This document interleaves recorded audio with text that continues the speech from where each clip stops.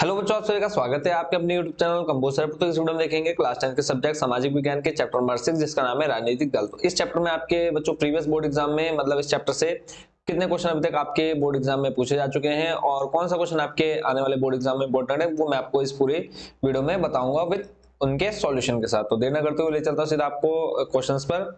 जैसे कि आप स्क्रीन पर देख पा रहे होंगे, आ चुके हम चैप्टर नंबर 6 जिसका नाम है राजनीतिक दल। और इस चैप्टर के जितने भी मोस्ट इंपोर्टेंट क्वेश्चन रहने वाले हैं वो आप यहाँ पे जानेंगे और उनको समझेंगे। तो पहला जो क्वेश्चन है, आपके एमसीक्यू टाइप क्वेश्चन आंसर आते हैं, उनको हम देख लेते हैं। और जो बच्चे चैनल को फर्स्ट टाइम विजिट कर रहे हैं, चैनल को जरूर सब्सक्राइब कर लीजिएगा जो ताकि जो आने वाली वीडियोस हैं उनका नोटिफिकेशन आपके पास टाइम रहते पहुंच सके। तो पहला प्रश्न आप देख रहे हैं, बहुविकल्पीय प्रश्न। इनमें से कौन बहुजन समाज पार्टी के समाजवादी पार्टी के संस्थापक हैं? तो देखो कौन है, काशी राम है। दूसरा है, भारतीय जनता पार्टी का मुख्य प्रेरक सिद्धांत क्या है? तो सांस्कृतिक राष्ट्रवाद इनका क्या है और मुख्य प्रेरक सिद्धांत है। क्लियर है। नेक्स्ट चलते हैं, नेक्स्ट जो कि आपके निश्चित उत्तर प्रश्न टाइप क्वेश्चन आंसर आते हैं। और राजनीतिक दल तो बच्चों आप अच्छे से जानते हैं क्या होते हैं। जैसे आप अभी अगर मैं बोलूं कि नहीं तो राष्ट्रीय राजनीतिक दलों के नाम, तो आप बोलेंगे कांग्रेस, बीजेपी। और हाल ही में उसमें कौन शामिल हो गया होने वाला है, एक आम आदमी पार्टी, ठीक है, जिसको आप आपके नाम से भी जानते हैं। इनके जो अध्यक्ष हैं, ठीक है, अरविंद केजरीवाल जी, जो कि इस समय दिल्ली के मुख्यमंत्री है। तो भारत के अब यहाँ पे देखो कोई क्वेश्चन आ गया। भारत के दो राष्ट्रीय राजनीतिक दलों का नाम लिख कीजिए। देखो भारतीय जनता पार्टी होगी, दूसरा हो गया कांग्रेस, ठीक है। भारत के दो क्षेत्रीय राजनीतिक दल, क्षेत्रीय यानी जो सिर्फ राज्य में या किसी एक विशेष क्षेत्र में लड़ते हो, तो पहला हो गया आपका राष्ट्रीय लोक दल, दूसरा हो गया उत्तराखंड क्रांति दल। उत्तराखंड क्रांति दल क्या है, सिर्फ ये उत्तराखंड के गिनी चुनी सीटों पर ही अपना क्या करती हैं, इलेक्शन लड़ती हैं। अगला है, उस राजनीतिक दल का नाम बताइए जिसका राष्ट्रीय स्तर का राजनीतिक संगठन है परंतु उसे राष्ट्रीय पार्टी के रूप में मान्यता नहीं मिली है अभी भी।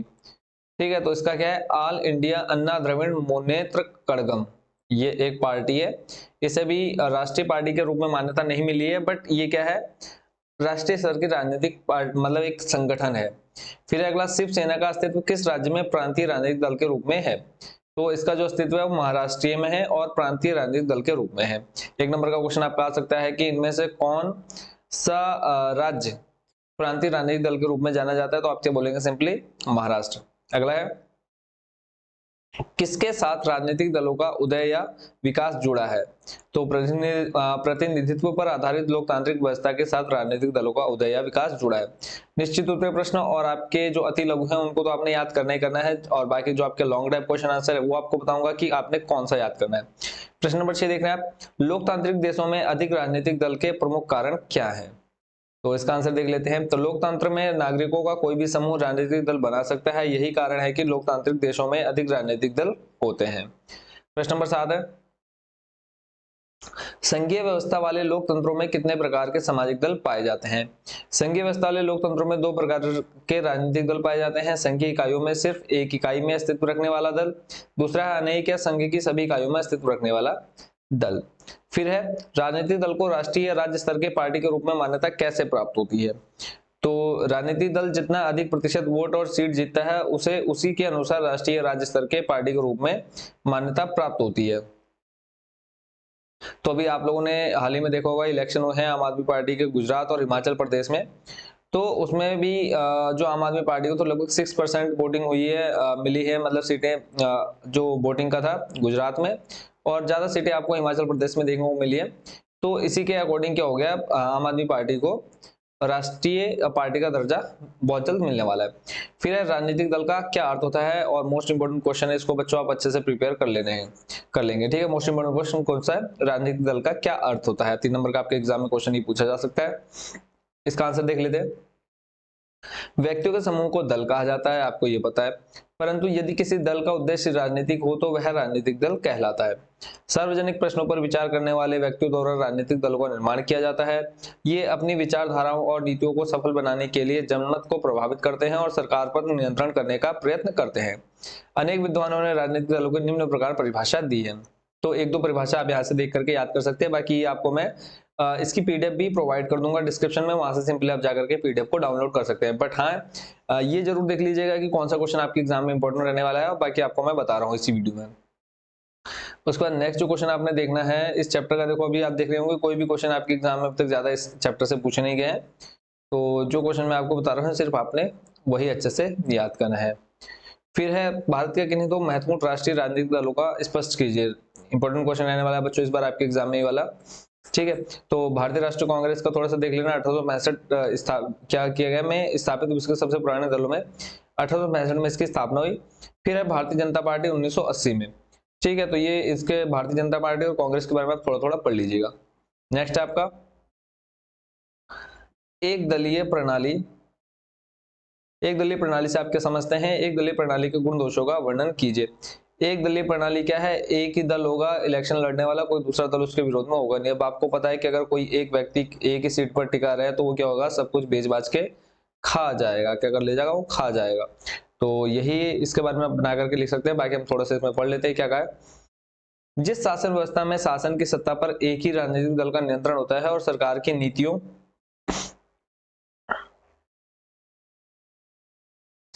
नीतियों का निर्धारण करने में भी वही राजनीतिक दल प्रभावशाली होता है, तो वह व्यवस्था एक दलीय पद्धति कहलाती है। इस व्यवस्था में अन्य राजनीतिक दल भी हो सकते हैं, परंतु इन दलों का शासन की नीतियों या निर्वाचन पर कोई प्रभाव नहीं पड़ता है। फिर वर्तमान समय में एक दलीय पद्धति उन देशों में प्रचलित है जहां साम्यवादी शासन व्यवस्था है अथवा तानाशाही है, जैसे चीन और उत्तरी कोरिया में। साम्यवादी देशों में साम्यवादी दल के अतिरिक्त अन्य दलों के निर्माण पर प्रतिबंध लगाया जाता है। रूस पहला देश था जहां 1917 की क्रांति के पश्चात एक दलीय प्रथा का समर्थन किया गया। द्वितीय विश्व युद्ध से पूर्व जर्मनी और इटली में एक दलीय प्रथा थी। जर्मनी में हिटलर का नाजी दल तथा इटली में मुसोलिनी का फासिस्ट दल एकमात्र अधिनायक दल थे। जब ये दल सत्ता में आए तो इन्होंने अन्य दलों को समाप्त कर दिया था। तो और इनकी जो मतलब अंतिम समय था वो बहुत बुरा रहा, मतलब लोगों ने दौड़ा दौड़ा करके मारा था अपने जो मतलब तानाशाह थे। तो ये हिटलर और इनके मुसोलिनी के बारे में आप जरूर यूट्यूब पर सर्च कीजिएगा, उनकी थोड़ी सी हिस्ट्री देखिएगा कैसे वो लोग अस्तित्व में है और कैसे उनका अस्तित्व लास्ट में मिटाया गया।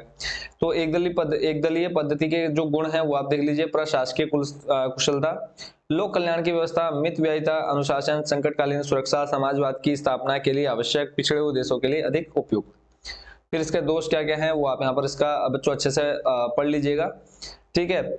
उसके बाद नेक्स्ट जो इंपॉर्टेंट क्वेश्चन है बच्चों, आपका मोस्ट इंपॉर्टेंट क्वेश्चन जो रहने वाला है इस बार आपके बोर्ड एग्जाम में लॉन्ग टाइप में, उसको मैं आपको बता देता हूं। प्रश्न नंबर 2 देख रहे होंगे, भारत के राष्ट्रीय राजनीतिक दलों से आप क्या समझते हैं। किन्हीं 3 राष्ट्रीय राजनीतिक दलों के नाम लेकर उनके चुनाव चिन्ह का भी उल्लेख कीजिए। 2016-19 देखो 16, 17, 18, 19, अब 19 के बाद 20, 21, 22 ये क्वेश्चन आपके एग्जाम में इस बार पूरे चांस है, ठीक है। शनि की महादशा चल रही है इस पर और ये क्वेश्चन आपके एग्जाम में इस बार आएगा ही आएगा।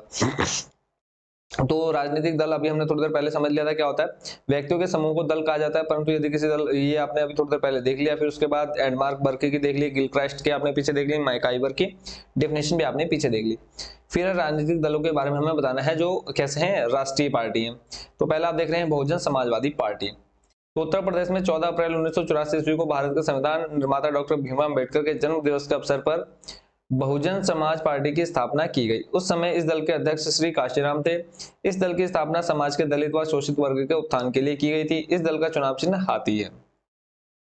अगला दूसरी जो पार्टी है वह है भारतीय राष्ट्रीय कांग्रेस। इस दल को कांग्रेस पार्टी के नाम से भी जाना जाता है। 1885 में गठित इस दल में कई बार विभाजन हुए हैं। जवाहरलाल नेहरू की अगुवाई में इस दल ने भारत को एक आधुनिक धर्मनिरपेक्ष लोकतांत्रिक गणराज्य बनाने का प्रयास किया। 1999 में सोनिया गांधी से अलग होकर राष्ट्रवादी कांग्रेस पार्टी का गठन किया गया। 2004 में हुए लोकसभा चुनाव में 145 सीट जीतकर भारतीय राष्ट्रीय कांग्रेस सबसे बड़े दल के रूप में उभरी। इस दल का चुनाव चिन्ह हाथ का पंजा है।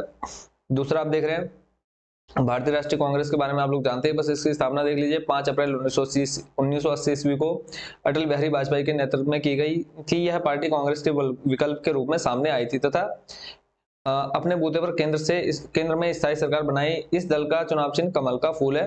फिर है राष्ट्रीय राजनीतिक दल आपके कांग्रेस, भारतीय जनता पार्टी, क्षेत्रीय राजनीतिक दल नेशनल कांग्रेस और अकाली नेशनल कॉन्फ्रेंस अकाली। उसके बाद आपका मोस्ट इंपोर्टेंट क्वेश्चन आप यहाँ पे देख रहे हैं 2015, 17, 18, 20, 22 इतने बार आपके एग्जाम में ये लगातार बच्चों पूछा गया है। तो यहाँ पे देखो 17, 18 में आया, तो इसका मतलब आप कह सकते हैं कि 22, 23 में भी आपको देखने को मिलेगा। तो इस क्वेश्चन को आप अच्छे से प्रिपेयर करेंगे बच्चों, बहुत अच्छे से। बोला है लोकतंत्र में राजनीतिक दलों की लोकतंत्र में राजनीतिक दलों की विभिन्न भूमिकाओं की चर्चा करें। तो क्या क्या भूमिका होती है वो मैं यहाँ पे सिर्फ आपको मेन टॉपिक मतलब पॉइंट बता दे रहा हूँ, बाकी अंदर का आप पीडीएफ डाउनलोड करके या वीडियो को रोक करके यहीं से आप पढ़ लीजिएगा। तो इसमें देखो पहला है लोकमत का निर्माण, उसके बाद है चुनाव का संचालन, फिर तीसरा है राजनीति की शिक्षा, चौथा आप देख पा रहे हैं कार्यपालिका पर नियंत्रण, पांचवा आपका है जनता और शासन के बीच में संबंध। ठीक है, 5 पॉइंट ये हो गए। तो इन्हीं पांचों पॉइंटों को आप अच्छे से पढ़ लीजिएगा और आप चाहे तो इसको बनाकर सिर्फ एक पढ़ लेंगे तो उसके बाद आप इसका आंसर बना करके भी लिख सकते हैं एग्जाम में। तो इस क्वेश्चन को आपने जरूर कर लेना है। उसके बाद जो लास्ट क्वेश्चन आप देखेंगे इस चैप्टर का बच्चों वो है प्रश्न नंबर 4, राजनीतिक दलों के सामने क्या क्या चुनौतियां होती हैं। तो इसमें भी आप देख सकते हैं, इसके पॉइंट में आपको यहाँ दिखा दे रहा हूँ, बाकी आप इसको याद करेंगे वीडियो को रोक करके। क्वेश्चन इंपॉर्टेंट है बच्चों, इस बार आपके एग्जाम में 100% चांसेस के आने के। तो दलों में आंतरिक लोकतंत्र का अभाव, पहला पॉइंट जो आप लिखेंगे कि दलों में आंतरिक लोकतंत्र का अभाव होता है। बाकी इसके अंदर का आप पढ़ लीजिएगा, बहुत सिंपल है और कोई ज्यादा टफ लैंग्वेज में नहीं दिया हुआ। दूसरा आपका वंशवाद, अभी आपने देखा होगा कि कांग्रेस पार्टी में वंशवाद ही चले हुए आ रहा था कि अध्यक्ष जो भी थे। फिर उसके बाद है धन की महत्ता, फिर इसके अतिरिक्त आपका चौथा पॉइंट जो देख रहे हैं दलों के मध्य विकल्पहीनता की स्थिति। ठीक है, तो ये 4 पॉइंट आपने देख लेने हैं और बाकी इन्हीं से संबंधित आपने इसमें बना करके लिख देना। बाकी ये जो दो तीन क्वेश्चन मैंने आपको इस चैप्टर के मोस्ट इंपोर्टेंट बताए, इन क्वेश्चन को आप अच्छे से प्रिपेयर कर लीजिएगा। इन क्वेश्चन को आपने बिल्कुल भी इग्नोर नहीं करना है। तो इसी के साथ बच्चों चैप्टर नंबर आपके 6 के सारे मोस्ट इंपोर्टेंट क्वेश्चन हो चुके हैं कंप्लीट। अब आपसे उम्मीद करता हूँ कि इतने क्वेश्चन बच्चों आप अच्छे से प्रिपेयर कर लेंगे और बाकी कोई भी प्रॉब्लम होगी तो आप जरूर कमेंट बॉक्स में बताएंगे। ठीक है, तो बच्चों आप लोगों को बेस्ट विशेस आपके बोर्ड एग्जाम के लिए। कहीं पे भी किसी भी सब्जेक्ट में कोई प्रॉब्लम आती है तो कमेंट बॉक्स में आप सिंपली एक प्यार से कमेंट डाल दीजिए, कोशिश करूंगा आपका टॉपिक उसको और अच्छे से क्लियर करने का। तो मिलते हैं बच्चों नेक्स्ट चैप्टर में, चैप्टर नंबर 7 के साथ। Thank you so much watching for this video.